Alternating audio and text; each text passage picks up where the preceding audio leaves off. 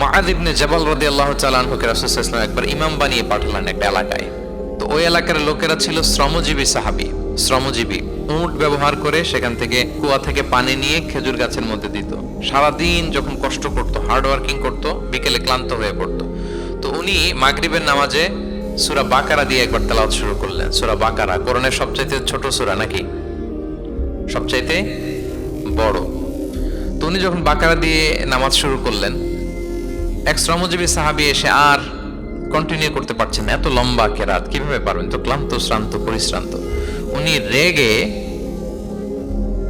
নামাজ ছেড়ে দিয়ে একা একা নামাজ পড়ে রাসূল সাল্লাল্লাহু আলাইহি ওয়াসাল্লামের কাছে যে অভিযোগ করলেন, নালিশ করলেন। বললেন, ইয়া রাসূলুল্লাহ, দেখেন এমন একজনকে ইমাম করে আমাদের এলাকায় অ্যাসাইন করেছেন, উনি মাগরিবের নামাজে পড়তেছেন সূরা বাকারা, আর আমরা সবাই শ্রমজীবী কৃষিজীবী মানুষ। রাসূল সাল্লাল্লাহু আলাইহি ওয়াসাল্লাম রেগে গেলেন। মুআয ইবনে জাবালকে ডেকে বললেন, মুআয আফাতানুন আনতা ইয়া মুআয, তুমি কি ফিতনা ছড়াচ্ছ সমাজে? তোমাকে পাঠিয়েছি কমিউনিটির ইউনিটি ধরে রাখার জন্য।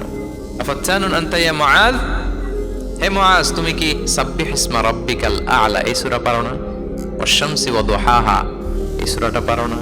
ওয়াদ-দুহা ওয়াল-লাইলি ইযা সাজা এটা মুখস্থ নাই? এই ছোট ছোট সূরাগুলো থাকতে তুমি বাকারা দিয়ে পড়তে গেলা কেন? সুবহানাল্লাহ, সুবহানাল্লাহ, আল্লাহু আকবার।